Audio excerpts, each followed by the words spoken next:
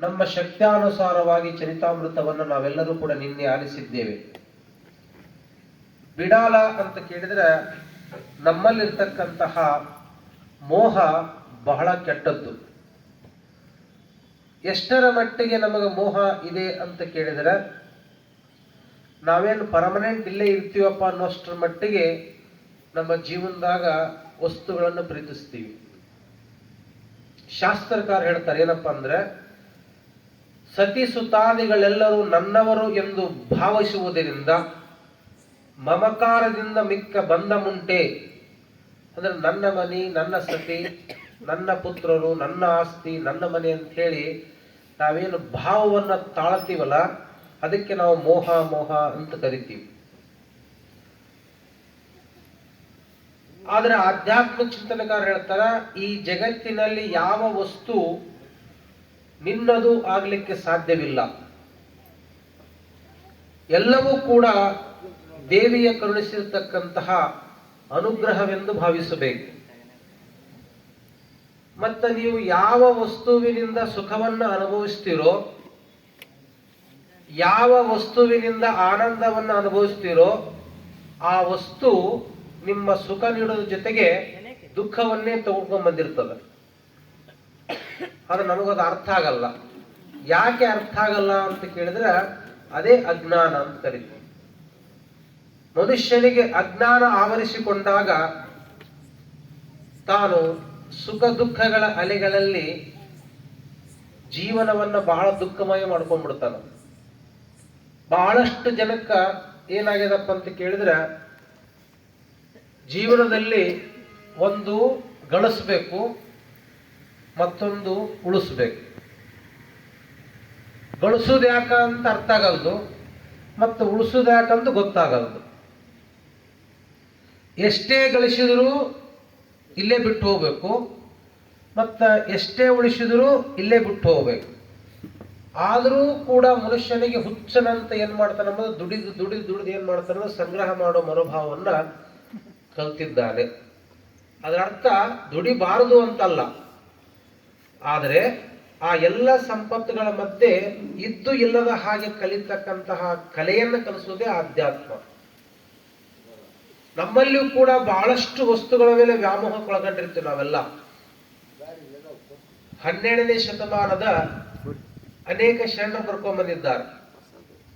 ಅಷ್ಟೇ ಯಾಕೆ, ಬಹಳಷ್ಟು ಜನ ಎಲ್ಲ ಸಿರಿ ಸಂಪತ್ತು ಇದ್ದಾಗ್ಯೂ ಕೂಡ ತಮ್ಮ ಅರಮನೆಯನ್ನ ಬಿಟ್ಟು ಅರಿವಿನ ಮನೆಗೆ ಹೋಗಿದ್ದಾರೆ.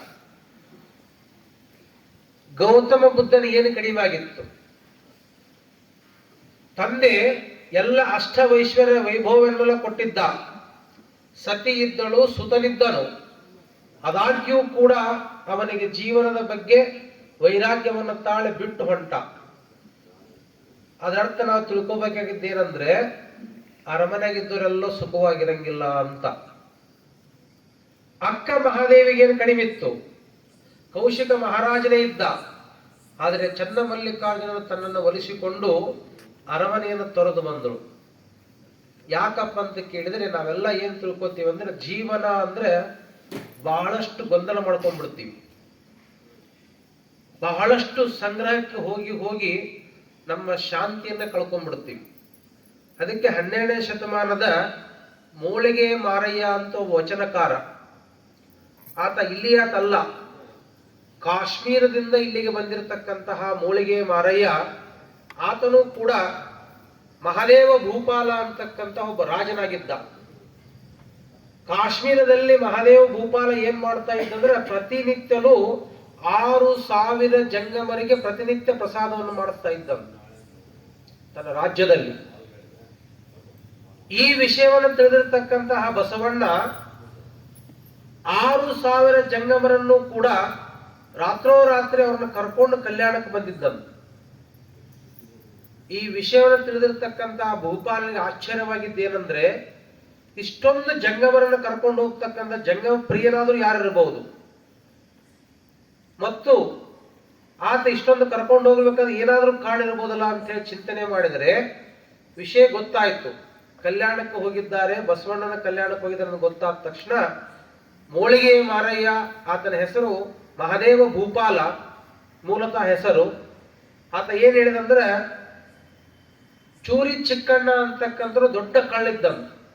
ಅವನಿಗೆ ಹೇಳಿದ, ಯಾರೋ ನಮ್ಮ ಜಂಗವನ್ನು ಕಳುವು ಮಾಡ್ಕೊಂಡು ಹೋಗ್ಯಾರ, ಅವ್ರನ್ನ ಹೇಗಾರ ಮಾಡಿ ಕರ್ಕೊಂಡ್ ಬರ್ಬೇಕಂದಾಗ ಆತ ಚೂರಿ ಸಮೇತ ಬಂದ. ಕಲ್ಯಾಣಕ್ಕೆ ಬಂದ ಮಧ್ಯರಾತ್ರಿಯಲ್ಲಿ. ಕಲ್ಯಾಣದಲ್ಲಿ ಏನಿತ್ತಪ್ಪ ಅಂದ್ರೆ, ಯಾರ ಕೊಳಲ್ಲಿ ಲಿಂಗವಿಲ್ಲವೋ ಅವ್ರ ಒಳಗೆ ಅಲವ ಮಾಡ್ತಾ ಇದ್ದಿಲ್ಲ. ಅದಕ್ಕೆ ಅವ ಏನು ಮಾಡಿದಪ್ಪ ಅಂದ್ರೆ, ಅಲ್ಲೇ ಒಂದು ಕಲ್ಲು ತಗೊಂಡ, ಒಂದು ಬಟ್ಟೆ ಒಳಗೆ ಕಟ್ಕೊಂಡು ಕೊಳ್ಳ ಕಟ್ಕೊಂಡು ಕೂಡಲೇ ಲಿಂಗ ಒಂದೇ ನೋಡ್ತಿದ್ರು ಒಳಗೆ ಬಿಡ್ಲಿಕ್ಕೆ.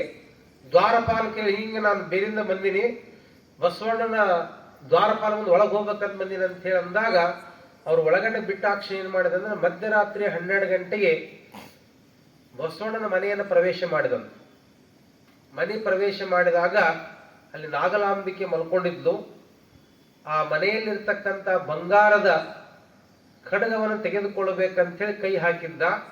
ನಾಗಲಾಂಬಿಕೆ ಚಿಟಾನ್ ಚೀರಿದ್ದ. ಕಳ್ಳ ಬಂದ ಅಂತೇಳಿ ಚಿರಿದ ಕೂಡಲೇ ಬಸವಣ್ಣ ಅಲ್ಲೇ ಮನೆಗೆ ಎದ್ದು ನಿಂತು, ಯಾರದು ಬರ್ಲಿಕ್ಕೆ ಸಾಧ್ಯ?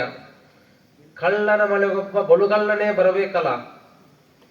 ಆ ಚಿಂತನೆ ಮಾಡಿದಾಗ ಅವ ಹೌಹಾರಿ ಬಿಟ್ಟಂತ, ಚೂರಿ ಚಿಕ್ಕಣ್ಣ. ನೋಡ್ರಿ, ಅವನ ಕೈಯಾಗ ಚೂರಿ ಐತಿ, ಅವ ಮಹಾ ಕಳ್ಳನೇ ಇದ್ದಾನ, ಸೇವಕರನ್ನ ಕರೀರಿ, ಅವನ್ನ ಹೊಡಿರಿ ಅಂತ ಹೇಳಿ ನಾಗಲಾಂಬಿಕೆ ಹೇಳಿದಾಗ್ಯೂ ಕೂಡ ಅಪ್ಪ ಬಸವಣ್ಣ ಹೇಳ್ತಾ ಇದ್ದಾನೆ, ಅವನ ಕೈಯಲ್ಲಿ ಚೂರಿ ಕಾಣೋದಲ್ಲ, ಕೊರಳಲ್ಲಿ ಲಿಂಗ ಐತಿ. ಆ ಲಿಂಗವನ್ನು ನೋಡು. ಕೂಳ ಸಂಗಮ ನಂಬಿರ್ತಕ್ಕಂಥ ಈ ಮನೆಗೆ ಮತ್ತೊಬ್ಬ ಲಿಂಗಧಾರಿ ಬಂದಿದ್ದಾರೆ, ಸಾಕ್ಷಾತ್ ಶಿವನೇ ಆಗಿರಬೇಕು ಅವನಂತ ಹೇಳಿ ಬಸವಣ್ಣ ಭಾವಿಸಿದಂತ. ಆದ್ರ ಆಕೆ ಅಂತಾಳ, ಇಲ್ಲರಿ ಚೂರಿ ನೋಡ್ರಿ ಅಂತ ಅವ ಅಂತಾನ. ಅವನಿಗೆ ಗೊತ್ತಾಯ್ತು, ನಾನು ಕಳ್ಳಂತೇವ್ರಿಗೆ ಗೊತ್ತಾಗ್ಯದ, ಮಹಾಪ್ರಭುವೇ ತಪ್ಪಾಗಿದೆ ನಮ್ದು, ಇದು ಲಿಂಗ ಅಲ್ಲ, ಇದು ಕಲ್ಲು ತಗೊಂಬಂದಿನಿ ಅಂತಂದಂತ.